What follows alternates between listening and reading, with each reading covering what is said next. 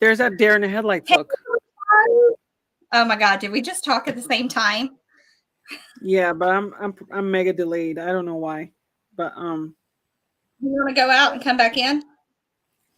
yeah, I figure so. Give me a second. It's weird. Okay. What happened is my thing is weird. Just 1 second. Okay, go back out and come back in. I'll remove you. All right, everybody. Thanks for joining Two Chicks and a Radio. Tonight is a new ham night. We actually have a new ham here on our show, and he will be coming on shortly. Rhea is going to be coming back on because she's currently delayed or something on her side. So we will be here shortly. So, hey, everybody, we'll be doing the news first, and then we will be popping in our guest. This person just recently got their ham license. They reached out to me about a couple of months ago and was wanting some information on it. And they're going to be taking their general next month. We'll be talking about that. Rhea is going to have the information on the ARRL the fees for the FCC and everything like that. I have a really bad echo. We've been having audio problems tonight. So I'm going to come back out and I'm going to come back in. Hold on.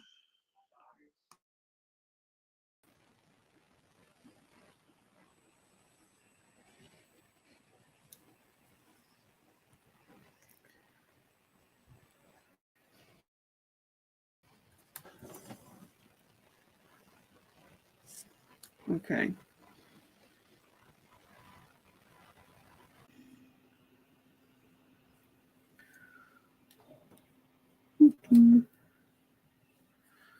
All right. Well, I'm gonna have to use this camera.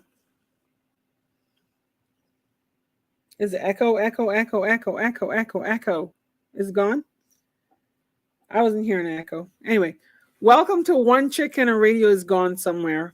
So we're kind of, I don't know. Kat's going to join us back. So welcome everybody. I know she introduced everybody. I'm just going to do it again. I'm Rhea, call sign N2RJ, and welcome to the show. And I'm here in cold and rainy New Jersey tonight, where Kat's just joined me back. Somebody said I had a bad echo, so I came out and I came back in, but I don't know if the echo is still. It's gone. It's gone. Okay. It's gone. Okay. Right. So yeah. So anyway, so tonight is new ham night, and tonight is bad camera night, and all this other thing. It's been weird. All night tonight. It's okay. Yeah. That happens. So everybody, our new ham has a few questions for everybody, particularly a mobile ham station within their vehicle. So we're going to be talking about that and any other questions that they might have. And me and Rhea is going to be here to answer things along with it, asking the audience. So, Rhea, anything new in the news? Because I haven't had a chance to pull anything. So as you all know, the FCC dropped the date for the fees, which is now going to be on April 19, 2022. This was expected. I kind of heard of, a few rumors here and there that the fees were going to drop sometime in April. And I guess April 19th is a good time as any. It is the day after tax season. Yeah, it is $35 for 10 years for $35 application fee, and your license is valid for 10 years. So it works out to about $3.50 a year. Some people are so heartbroken about this. Some people are like, meh,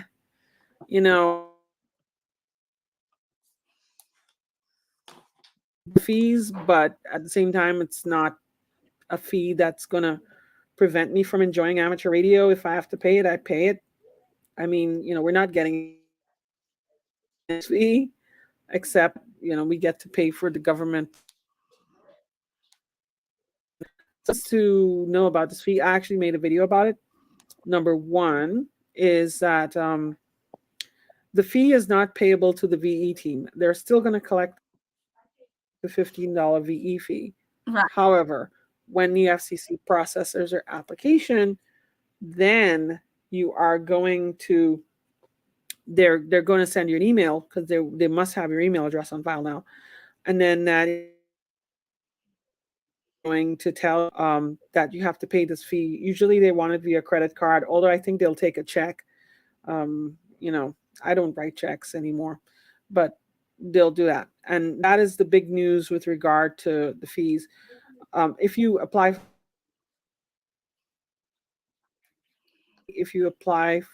renew your license, you're going to pay the fee. If you change your address, you're not going to pay the fee. If you change your name, you don't pay the fee. If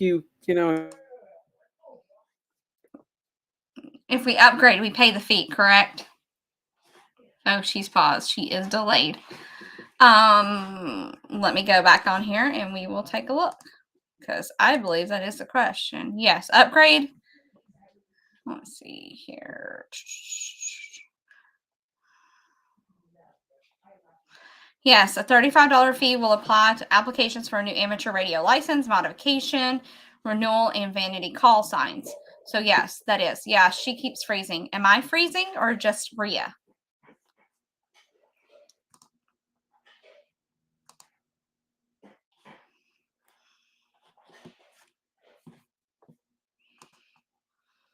Just Rhea. Okay.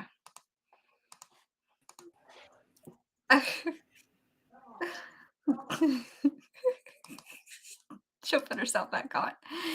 Okay, so in other news, we are the first ham payload is actually going to the Chinese space station, and the first phase of the payload is capable of providing the following functions utilizing the VHF UHF amateur radio band, the VV or UU crew voice, the VU or UV FM repeater, the VV or UU 1K2 AFSK digipeater, and VV or UU SSTV or digital image. Thank you so much for Gabriel for saying that. Hey, you're back. I'm back. Are you hearing me? Yeah, and yeah, I can hear you, and you're not freezing anymore. Then I put you on, and then I realized it looked like we were just looking up your nose at your nose hair. I was like, oh no, we're not doing that. Sorry.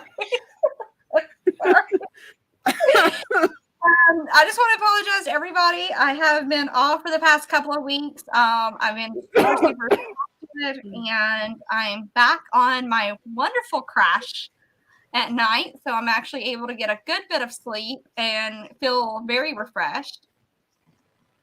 Mm-hmm. So actually, there's not much that's been going on that we haven't already discussed, except for annual Armed Forces Day crossband exercise set from May 14th. So yeah, I finished up on the ARRL, the FCC fees for $35 when you froze. So I finished that up for us. So we are moving now on to the annual Armed Forces Day crossband exercise set. So do you know anything about this, Rhea? Have you participated in that? Yeah, so basically, the Armed Forces Day is basically a crossband test, and it's going to be like the Mars operators, right? Because if you look on my channel, I did some videos on Mars, military radio, right? And they're going to be transmitting on the military frequencies, and then we're going to transmit on the amateur frequencies, and then, we're going to make contact that way. Okay? So that is coming up. There are a couple other news items. You're back to being frozen again. I'm frozen again. Darn it. You were for a split second. You were frozen. Yeah.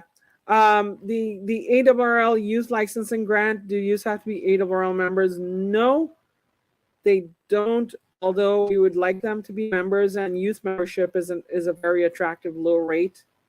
So we encourage everybody to be members of the ARRL.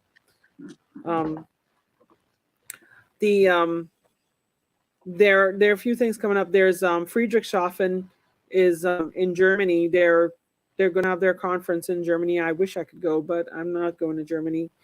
Hamvention 2022 announces their award winners. So there are a few of them. You want to check them out, hamvention.org. And also, so that's Carrie Bonke and IZW received a Special Achievement Award. You have AB40J, VA70J, Canadian American Adam Farson. He received the Technical Achievement Award. Amateur of the Year, Jim Simpson, KFAJ, Xenia, Ohio. And then you have Club of the Year, the Highland Amateur Radio Association. So those are awards. Check that out. And of course, I've already gotten my sign up for Dayton. I'll be going with Team ARRL. So, you know, what can I say? Cat will probably see Cat there. On our last stream, with the M17 crew, somebody asked if there was actually a diploma for worked all English counties in the UK. Is there? There probably is. Okay. You know, I could look that up. Worked all English counties. Yeah, that's what she said. Counties in the UK. And then this is for Fetch. I know Fetch is on here and listening. So Fetch, where encryption is not allowed, shouldn't they have a provision to cryptographically sign messages instead?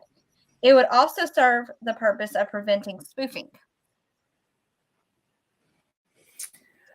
So as long as the intent is not to obscure the communication, it should be fine, right? Right.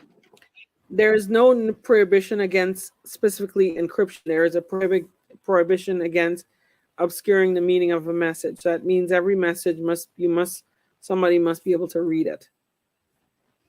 Okay. So, yeah, Britain, circling back to Britain, they have one on 10 meters on 1010. So, you know, they have that for 10-meter band, the county and region certificate. I don't know about any other bands.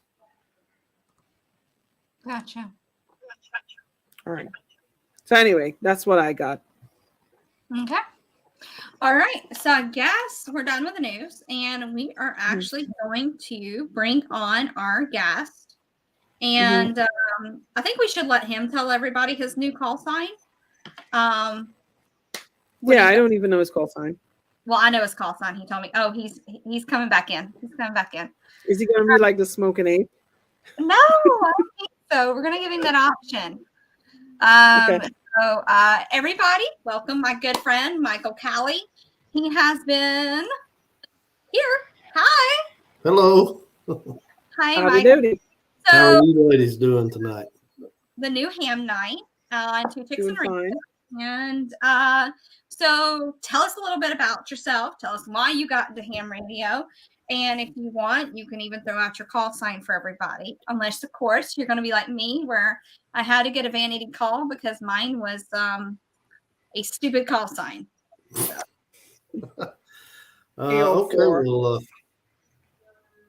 what?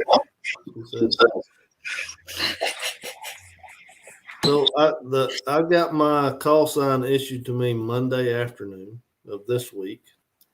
So I'm a brand new ham guy, and my call sign is KO4YWP. YWP. Okay, good. Yeah. Yeah, it was better than mine, which was FAK. FAK. Yeah, fake. Awesome. Yeah. It could have been. Look, there's a guy up here who got a call sign KC2 Sierra Hotel Tango. Could have been worse, right? I would have taken that over FAK. Let's get that straight. I totally would have taken that one. I would rock that one. Yeah. So congratulations for getting your call sign. Congratulations for getting licensed.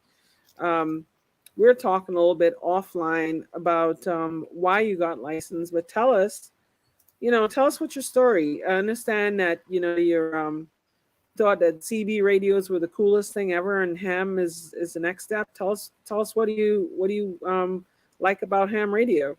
Well, so going back a little bit, so what really got me interested in radioing was when I was a kid, like really small. My dad had a CB radio in his truck, and I thought that was the coolest thing. Because when I was a kid, cell phones, nobody had cell phones. The internet wasn't around, so the only way to talk to somebody across town was by telephone or by the CB radio that was in my dad's truck, which I thought was cool. And then now this is a pickup truck or a big rig? That was a pickup truck. Oh, okay. Yeah, pickup truck. No, he didn't drive a big rig. But he come out of that era where back in the 70s and late 60s, early 70s, everybody had a CB, right? Right. Or a lot of people did anyway. So as a small kid, I thought that was the coolest thing in the world. And as a teenager, when I started driving, I put a CB in my truck, and me and some other buddies put some in their vehicles, and we'd talk because none of us had cell phones. I'm probably dating myself a little bit, but when we were teenagers driving, we didn't have cell phones. And so we could communicate around town as we was cruising around, right? So I always thought that was pretty cool. And then I met a ham guy. Okay. And the ham, I just read, I'm sorry, I saw something pop up on the screen. No. I just put a comment by Lawnmower that said Mason Businessman line have big rigs. Yeah. We actually have trucks. We have trucks, yeah. And cars. Now so I met a ham guy, and talking to him, and it really sparked an interest in the amateur radio hobby for me. I think and so one day I was at a radio store, and they had some the Technician Amateur radio test study guide on the shelf, and I picked it up and thumbed through it, and reading through that study guide really shared a lot of theory behind amateur radio, and the science and the theory behind amateur radio really hooked me, I think. So here I am, and so here I am. Yeah. And then you reached out to me a couple of months ago, right? I reached out to her a couple of months ago, and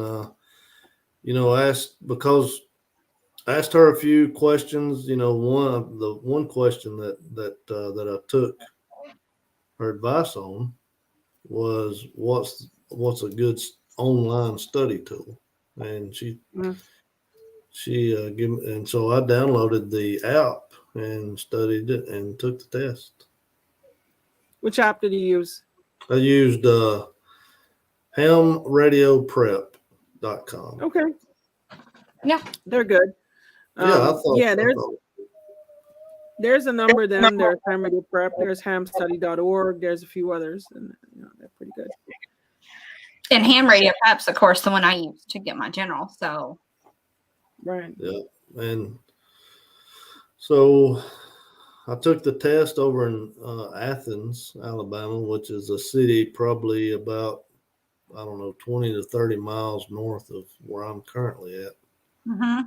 And because I took the test over there, I get a year's membership free in their amateur radio club over there. So I went to their meeting Monday night and met a lot of the guys, and they're really nice and really helpful. One guy let me use his handheld until I can get my mobile rig set up. He said, "Yeah, just use it, get your feet wet."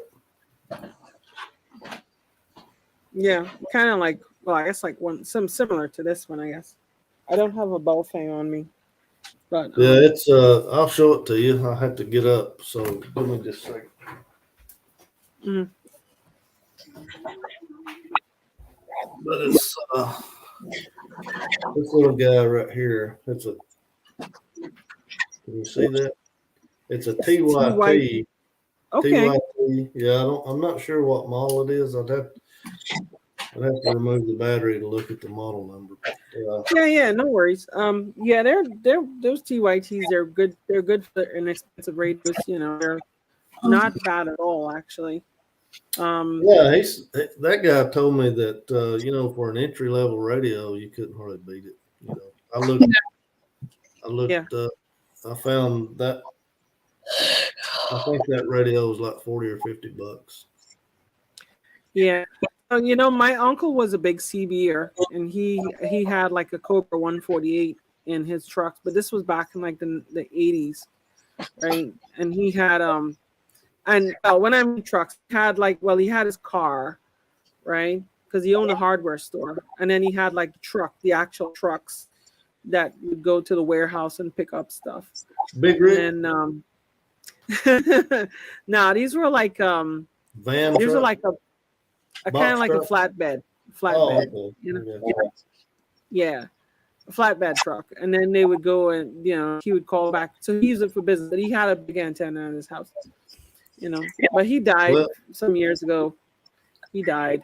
I actually had a base station, CB base station, in my bedroom when I was a teenager, with a big ground plane. I forget the brand name antenna, but it was some kind of ground plane antenna on the top of a pine tree that was about 90 foot tall.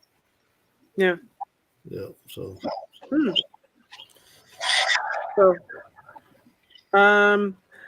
So tell me a little bit more about your whole process. Well, you told us about you study for the license. Did you find it hard at all? Did your experience in CB help you get learn some things for for ham radio? It taught me how to turn a radio on. Amateur radios are a totally different animal than a CB radio. Okay. Totally different. And even on air, the etiquette's different. How you communicate's different. There's not, other than the provocation and that kind of stuff, there's not a whole lot of similarities. I mean, there's a few, but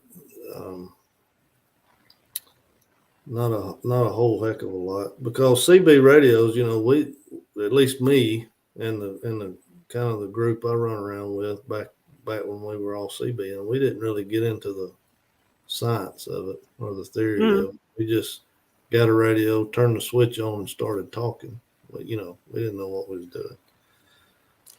Yeah. But one thing I did learn about in the CB was I learned about the single sideband, the clarifier and all that stuff, which later on I learned in ham radio. We call it receiver incremental tuning. I learned a few things, but yeah, it's a different endeavor entirely. So, what sort of plans do you have for radio? Well, I would like to take the general sooner than later, and avoid that fee.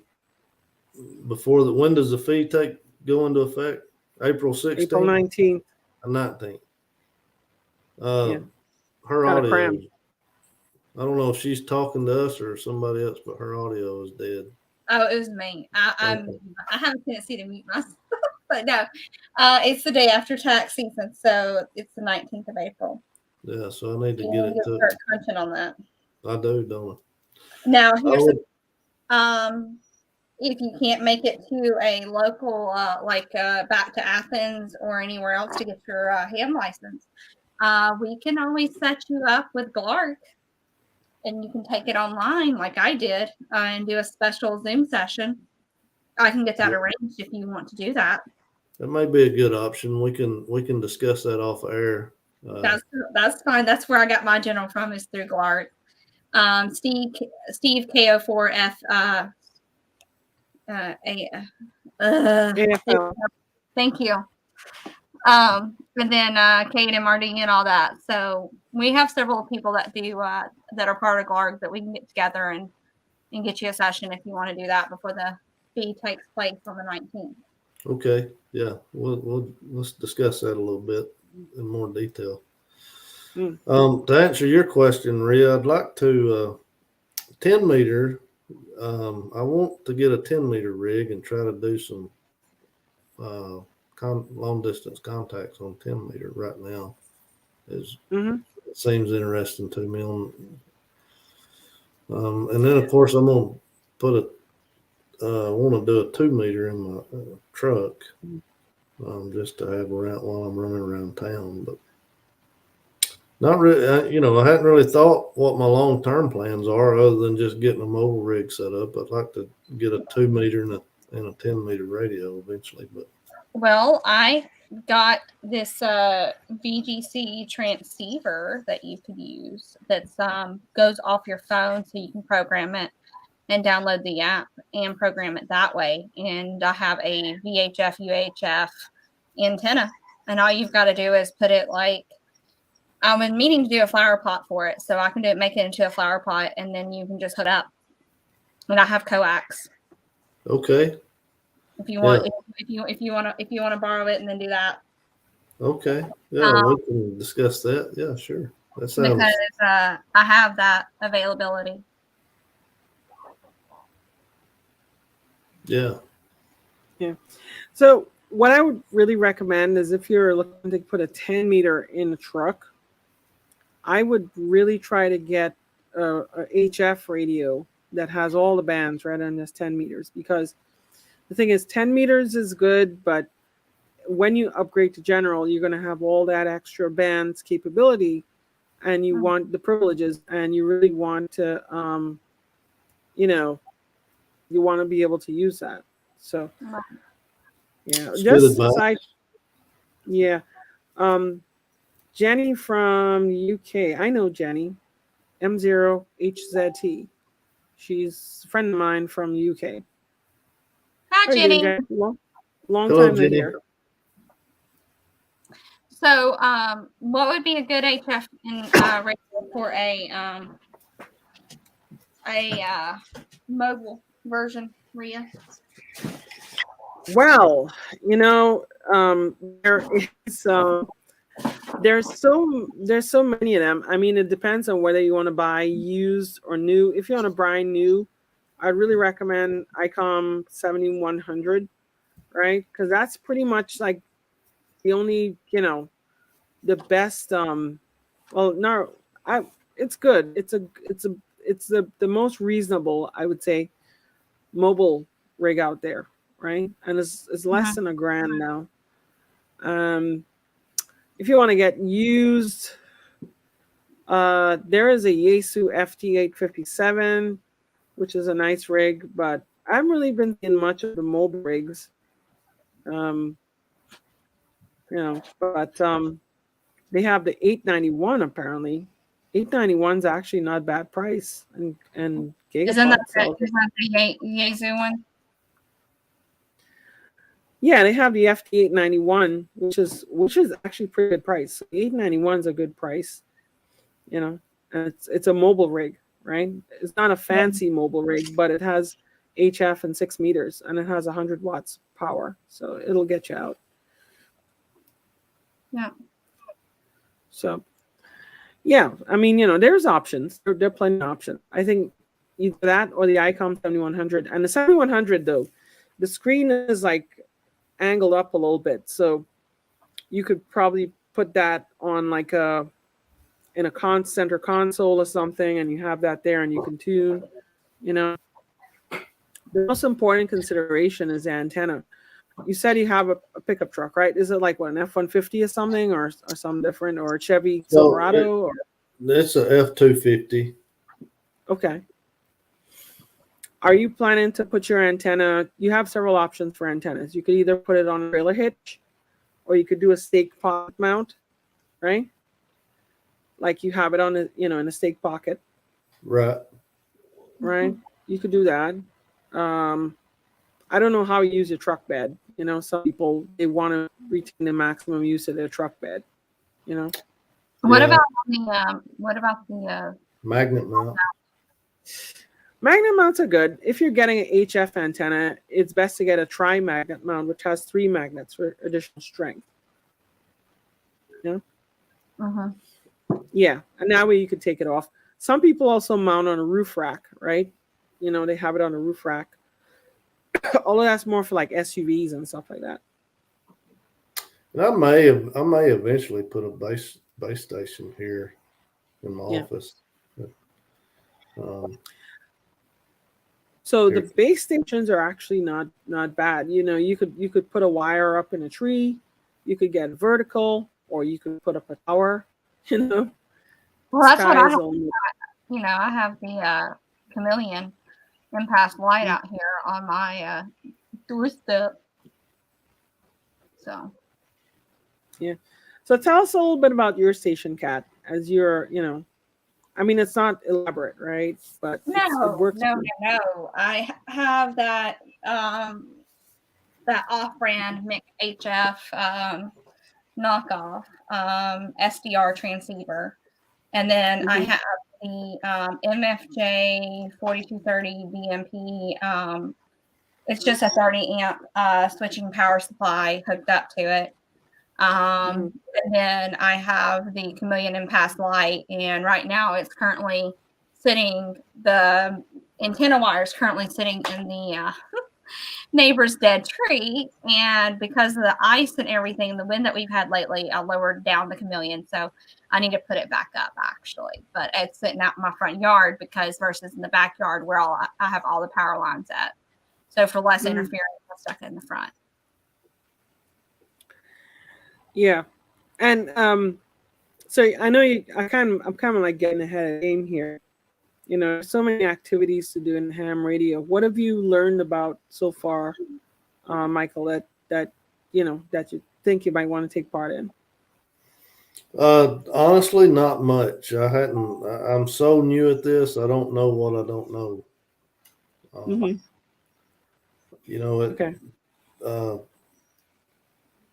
I hear there's some contesting that you can get involved in, and that would probably be fun for me. There's one this weekend. You know, and learning more about the different radios, the different configurations, the different, you know, and antennas, all, you know. And then, but yeah, I think some contesting would probably be fun, and just get, you know, on Monday when I was up there at the club meeting, just getting to meet some of the members up there and the camaraderie that I saw amongst everybody, that seems. So yeah, so you know, people here are saying POTA. Who should I pick? Ron Walensky says POTA. Oh, Vane says POTA. So Mike, there's like several different mics. We have a KMRD mic. We have the other mic, and I guess you can be the Mike 3.0 or something over here, whatever you want to call yourself. Mike Diddy. I don't know how you want to or Mac Daddy. I don't know. So there's a lot of mics apparently. So you can just come up with a nickname. KMRD is the POTA Papa, POTA Daddy, POTA, whatever. I don't know, Smurfville, something of another. He's known for POTA. So POTA's Parks in the Air. And I went and done POTA twice. I activated Montesano once, and then I've also activated over here at Wheeler National Wildlife Refuge. So there's lots of, you know, POTA's fun. POTA gets you out. It's in the elements, unfortunately, where mosquitoes and everything else like to get you. So bug sprays definitely recommended on that one. And it's a lot of fun because you can go, matter of fact, we have the Wildlife Refuge POTA spot. And then if we go down Highway 20, like we're going toward Florence, and over there's another POTA spot. It's not the best POTA spot, but it's there. And then we also have the one in Athens and then Montesano. So we have different POTA spots around here that we could actually go POTA. And that's quite fun too. So explain the process of POTA then. A little Okay, more. so POTA is where me and you are sitting at Wheeler Wildlife National Refuge, right? Okay. Parks on the air. And we have the radio and everything all hooked up. So the goal is to activate would be 10 contacts. Okay. Normally you get more than 10 contacts. If it's a really good day, you get like over 100 contacts. So POTA, and you get awards for this too.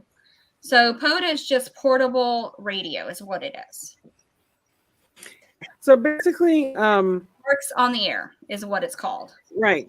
So you're basically going to state parks and you're setting up your radio and you're making contacts from the parks. You can either go, you can go either in a vehicle or you can go, outside of a vehicle and set up portable. Most people prefer to set up portable because, they go deeper into the park, they get a better spot, etc. Sounds fun. Yeah. So it's kind of contesting on a weekend, except for it's like you can do it at any point in time.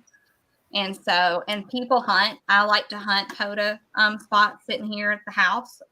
I have gotten quite a few POTA people and on the weekends. So So it's a lot of fun. You said that you get it's like a contest. You get It's fun. I like POTA. I really do like POTA. I didn't think I was going to like it, but I really do like it. so who do you get awards for the contacts you do? So who monitors? How do they track that? You put I use the Hammers log is what most POTA people use is the Hammers log, but I'll put my POTA app and show you my current awards. So give me a second. Let me get signed in. And yeah. So basically what you do is you keep log of your contacts, right? yes. And then you put that log on a website, and then that website tabulates everything, and then it'll match up with various people. Yeah, so that's the best way of what Rhea said is the best way of putting it. But here's my awards for POTA. See, I don't even have any. You don't have any? So I have hunting. Support your parks hunter, New Year's hunter. So this shows you parks activated, parks hunted, late shift activations, which is like right before the park closes. Park to park is one of the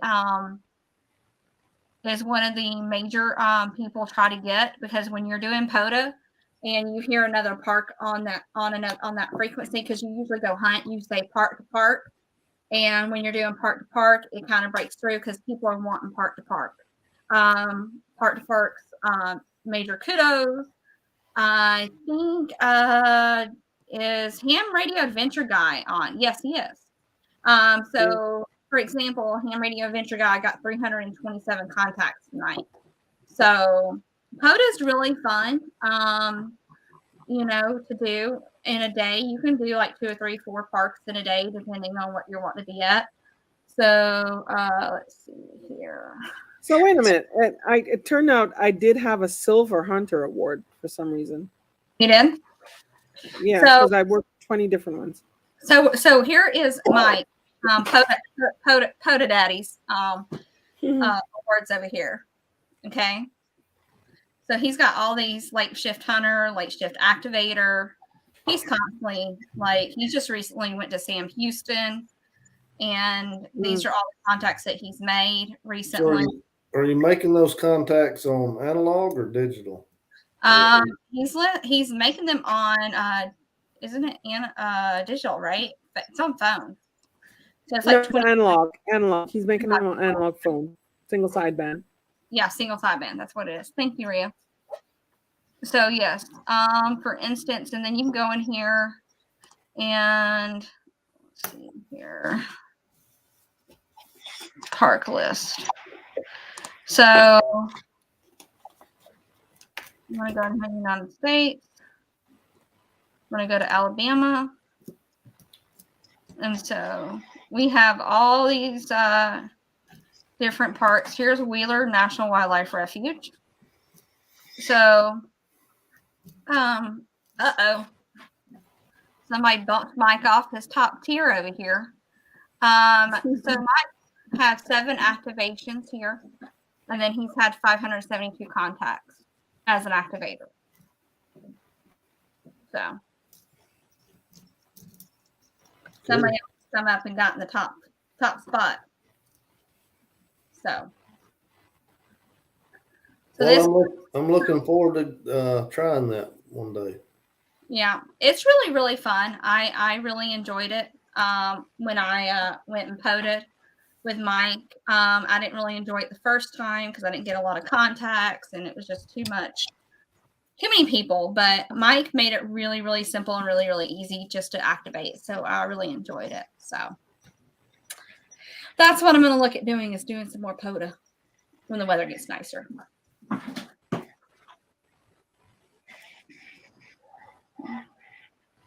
So, and Ham Radio Adventure Guy, he's activated, I think, all the parks in West Virginia. Is that what he did?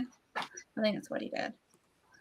So there's lots of fun stuff with Ham Radio that you can get into. The parties, the QSO parties, which are really fun. I've done videos on those. I have a Heil Sound headset, which is when I get me a 7300 is what I'm going to be using. So it helps making contacts easier with the headset on when you're doing contesting, because you're able to talk at the same time as you're pressing everything with it. Instead of just having the handheld in your phone in your hand and then just doing this, you can actually do foot control and everything with that. So it's really, really super nice to be able to foot control and to be able to type at the same time. Because when you're doing these contests, you've got to go very, very quick. And it's the same thing with POTA. Once you pick it up, you'll get the hang of everything. Right, Rhea? Yeah, I mean, it's the same with contesting. So I often use the headset, right? And then what I do is I have a foot switch to basically key the radio on and off, like, you know, to talk. Instead of squeezing the microphone in my hand, I have a foot switch that I press. Yeah. So it's really, really, and then there's different logs that you can use to do contesting. One that Rhea uses is N1, which is the one that you pull up all the contests with, is an N1MM or something. Rhea? Yeah, so the N1MM is for contest logging, and basically it is, it's actually like a whole station automation program. Like, you know, you can set it up to control the radios, your antenna, you have everything focused in one window. So you make a contact when you type in a call sign, and then you could press a button and turn the antenna toward that station, right? And then you make the contact, and then you log it, and then, you know, it's very interesting, actually, the kind of degree of automation you could get with the whole thing.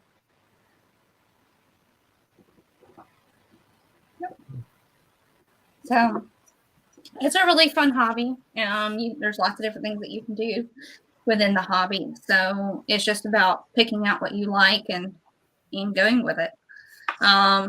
Maria likes to contest. I like to contest. I like POTA. Oh, yes. And then there's this awesome thing called Field Day. So Field Day is one big old huge contest. They say it's not a contest, but really and truly, Rhea, it's Field Day a contest. It's a contest that's not a contest. It's an operating event, but you still have points. You know, you try to make as contact with as many stations in the field as possible. So, you know, this one is real nice. This one's like, you know, you go outdoors, you set up tents, you barbecue and such like that, and You just hang out and have a good time. A big You old party, operate- but you're operating with a bunch of people. Yeah, Right? That's pretty much what it is. that's exactly what it is. Ron says it's the Dayton 500 for amateur radio. Daytona 500. So, do you have any other questions, Michael? Have you thought of a nickname yet? Because we have all these mics around. Are we just going to call you Allie? Or something like that. Allie? Callie. Oh, Callie. I thought you said Allie. No, I wasn't going to call you Allie. I don't know. I just misunderstood you. No, it's my Southern drawl. People get confused when I say things my Southern drawl. Well, your Southern drawl is probably not nearly as bad as mine. I don't know. I don't know. Do we have a contest? Whose Southern drawl is worse, mine or his? And you're originally from Decatur, right? Well, the area, yeah. I grew up out at Danville. Ah, you one of those. I'm one of those. I hear you. One of those. So did you go to Danville High School, I take it? I did. Ah. Where'd you go, Austin? No. Does it look like I went to Austin? Seriously? The way I talk? Does it look like I went to Austin? Where'd you go? Where'd you go to school? East Lawrence? No, Lawrence County here. Ew. That's worse than Danville. Easy now. There's a story here I'm not hearing, but you gotta be from these parts to know what she and I exactly. I don't know what you're talking about. I went to Decatur. Graduated Decatur High. Went to where? Decatur High? Mm-hmm. Okay. That's all right. You're on the right side of the tracks at least. Well, I don't know. Technically not. If I go because I live off of Sandlin. You know where I live at? Off of Sandlin Road, right? Yeah, I know where Sandlin's at. Okay, so on the side that I live on is Decatur. If I was to cross to the other side, I would have went to Austin. No, yeah, that's crazy, isn't it? That is definitely crazy. People don't understand the school lines here, how everything goes. But yes. What's even more crazy is we live in a city of 60,000, 64,000, and we got 2 high schools. What's so funny? Sound like a Yankee compared to Michael. I appreciate that. Yeah. Oh my God. I sound like a Yankee compared to him. All right, we'll go with that. Back when your daughter was younger and my youngest and my oldest was younger, I was in the PTA, and the talk about the 2 schools came up, and they actually wanted to make it one school. They wanted one school for all of Decatur. You remember that? Yeah, I remember that. I was involved in some of those conversations. You were? Yeah, I was involved in the PTA side, and all of us PTA moms were like, no, we got to keep it 2 schools. 2 schools. It's always been 2 schools. It needs to stay 2 schools. Because what they wanted to do is get rid of Decatur and make it one big school and call it Austin, either rename it or call it Austin. And we were not happy about that. The people that graduated from Decatur. So I think it would have given the students a lot more opportunity, especially on the sports side.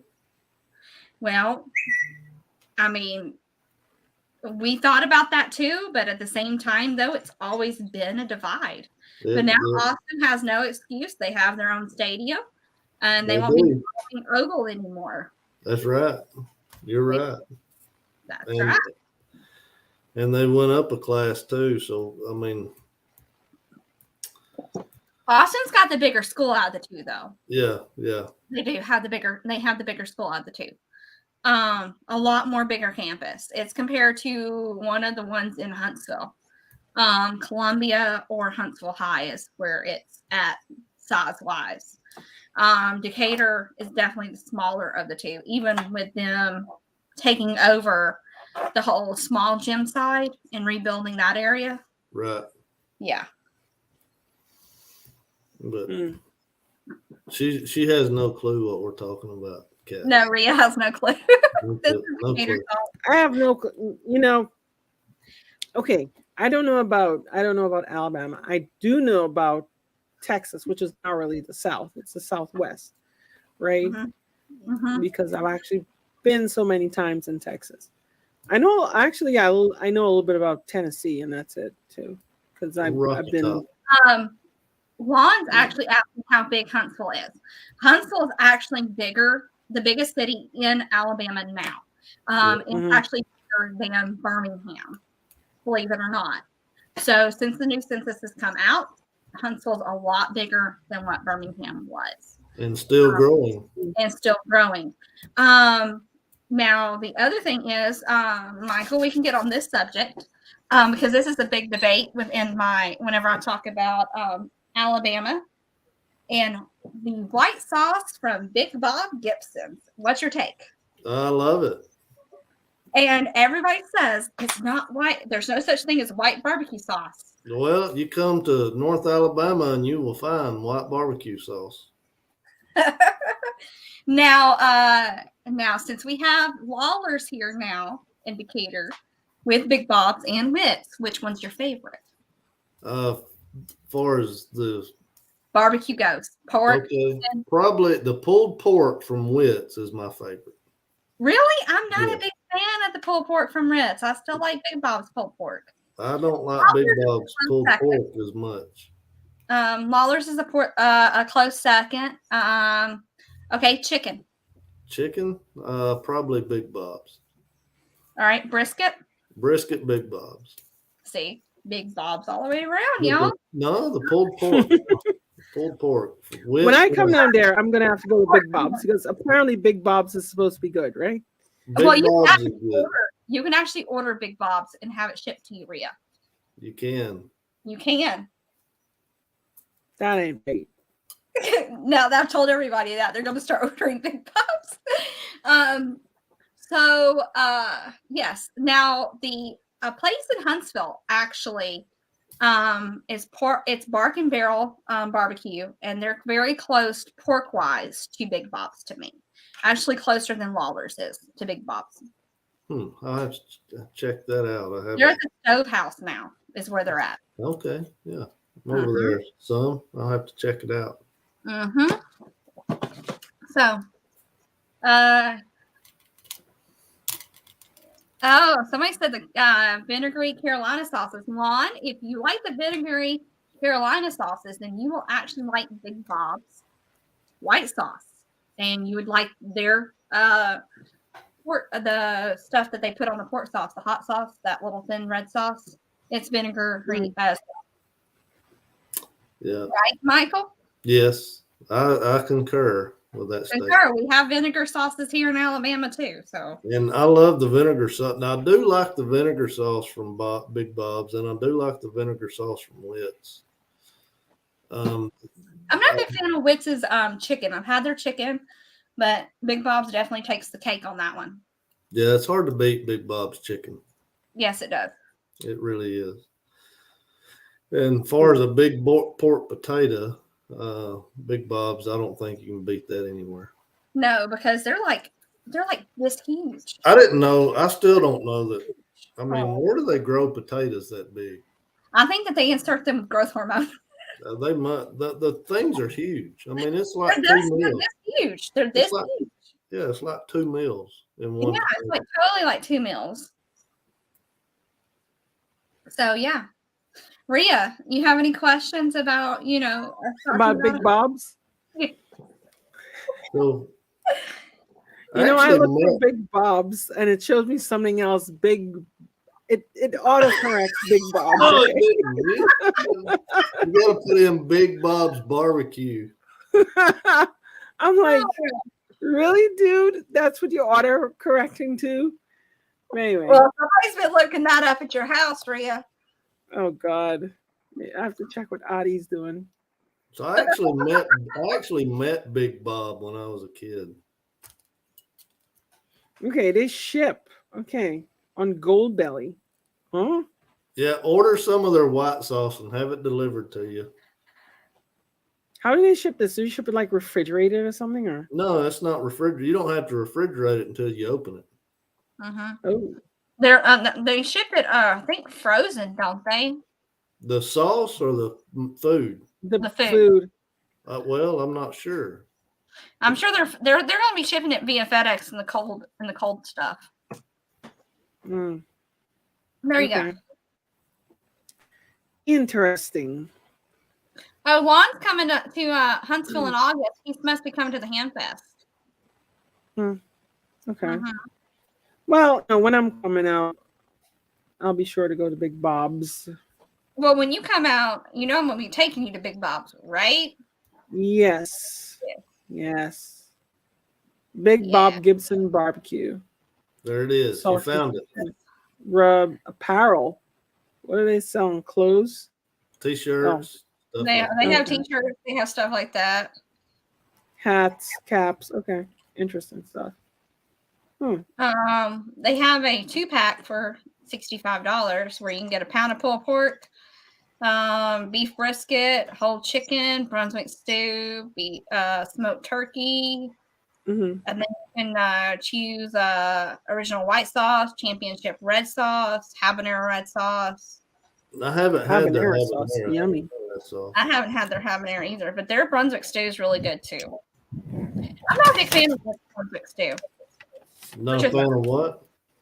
Witz's Brunswick stew. I'm not a fan of theirs. I like Big Bob's better. It's less tomatoey to me. Less tomatoey? Okay. Yeah. Okay. Witz is just too much tomato. I think they overdid the tomato in it, and overdid the tomato. Yeah. Interesting. Yeah. So I'm not a big fan of stew of any kind, to be honest. Well, see, I make soup. I make chicken soup at home that my grandma taught me. Yeah, and I make spaghetti too.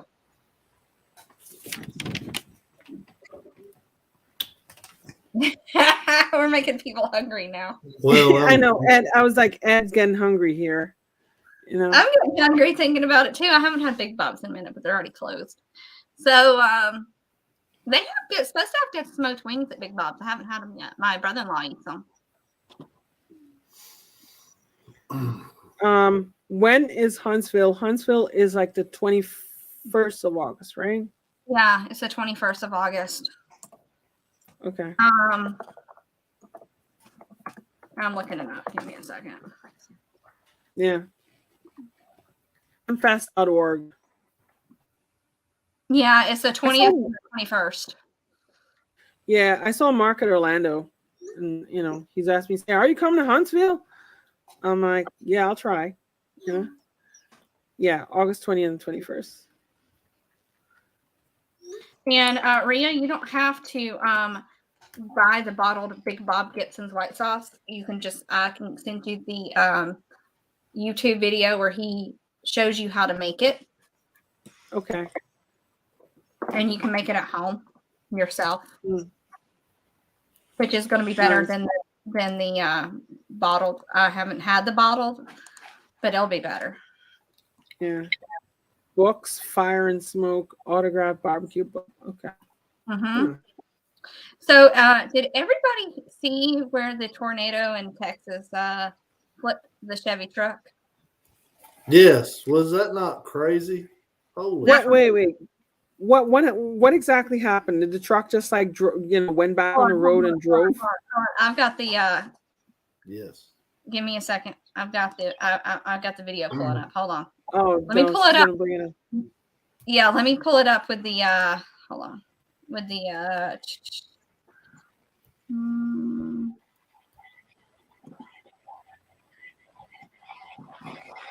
Hold on.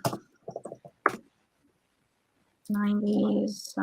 That's something. While you're doing that, there's something else that interests me is doing storm spotting and that kind of thing. Oh yeah, that's always good. I mean, so what I could tell you is storm spotting is one, but if you could take the Skywarn training. Yes, I heard about that. That's something that's on my to-do list. Yeah, the National Weather Service, the local office, I took it here too. They teach it about all the different types of clouds and stuff like that. There we go. Like a rock. America is still the land of rugged individualists.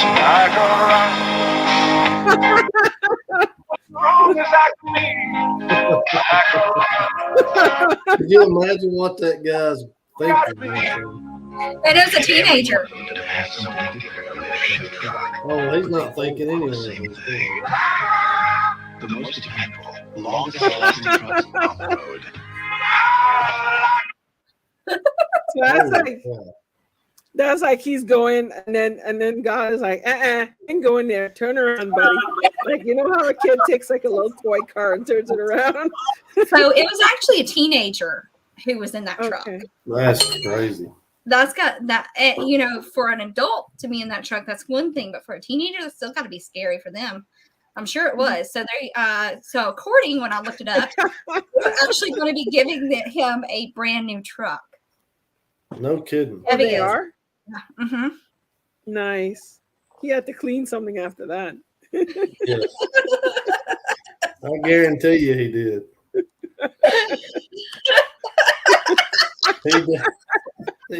He definitely soiled his britches.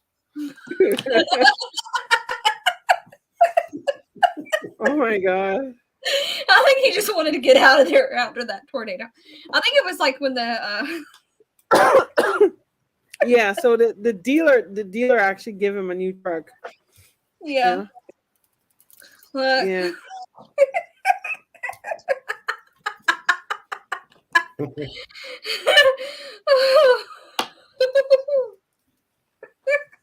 I'm sorry. She's got He was coming from interviewing Whataburger. he turned straight around. It's the whole shat my britches part. I'm like, oh my goodness. He was 16. Wow. Yeah. I think I would have peed in my pants. I'd have just had a freaking stroke or heart attack.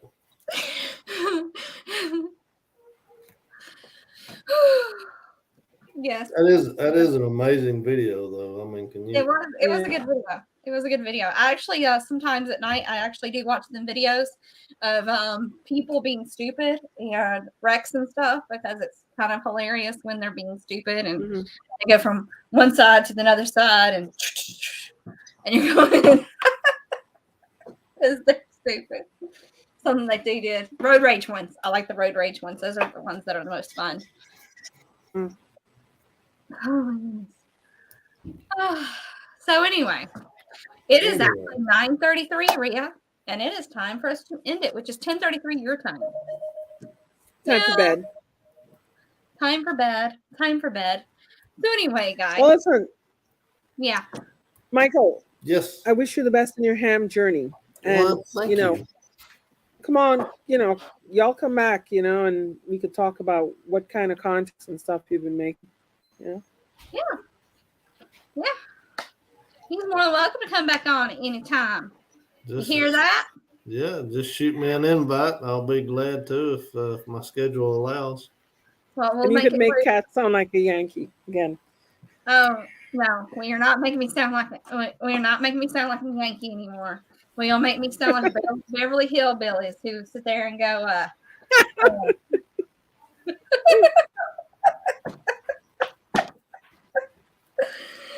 So anyway, thanks for joining us tonight. Don't forget to like and subscribe to both channels, otherwise you're going to miss this amazing information, fun, and everything where we learn, where we teach. And Michael, you're welcome to come back on anytime. And when you get your general, we can dig a little bit more into the whole contesting stuff. But hopefully, me and you will get together and I'll loan you my UHF, VHF stuff so you can actually play your radio a little bit.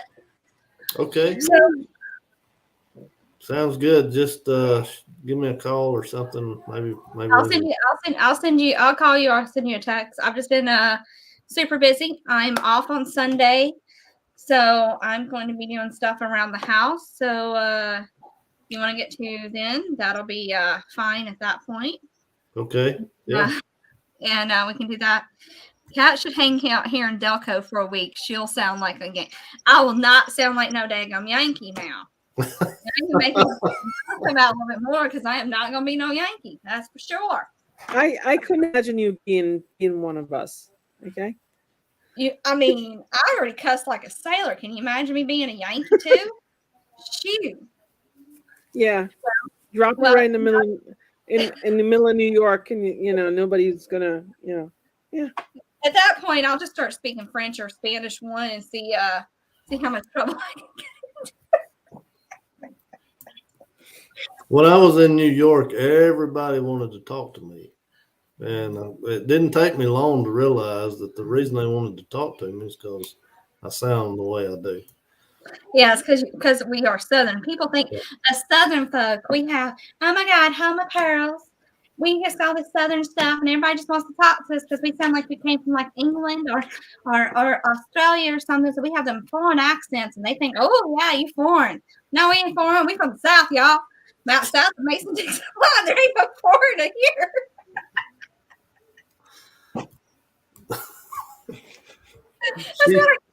That is what I get. Oh my God. I talked to Ryan Seacrest one time and he goes, oh, you have a Southern drawl. And I was like, yeah. He goes, I said, I'm from Alabama. He goes, oh, you mean the state next to Georgia? So now I'm closer to Tennessee. And we argued. Wait. You talked to Ryan Seacrest? How come? Yeah. Huh? Were you on American Idol or what? No, I was on one of his shows. On one of his shows, I talked to him, and he's like, "Hey," and I was like, "Hey," and he's like, "Oh, you're from Alabama?" And I was like, "Yeah." He goes, "Are you?" I said, "He goes, that's the state next to Georgia." And I was like, "No, I'm closer to Tennessee." He goes, "What does it matter?" I'm like, "Because I'm 2 hours to Tennessee and 4 hours to Georgia. That's why that matters."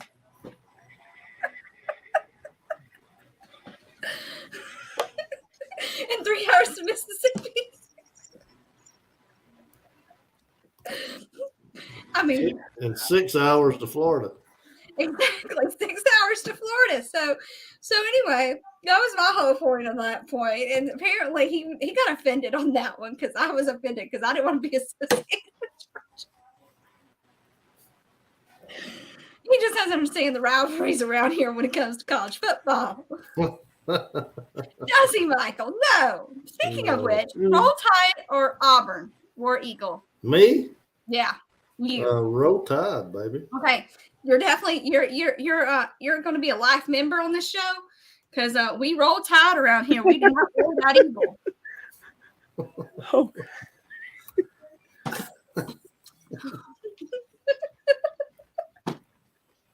Is she always like this, Rhea?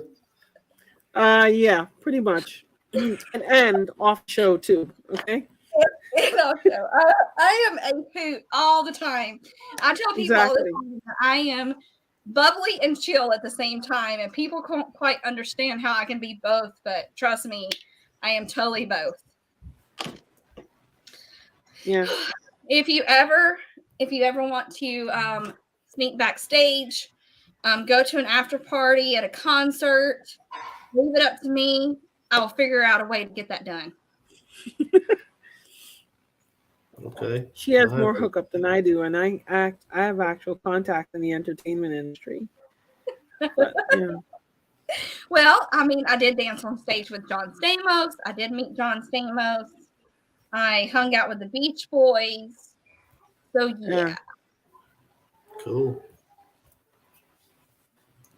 The Beach Boys. Or are they like 90 now? When I saw them, I think they were in like 80s, man. I saw Bruce Johnson. I met him first. He's a really sweet old man. Very nosy, but very sweet.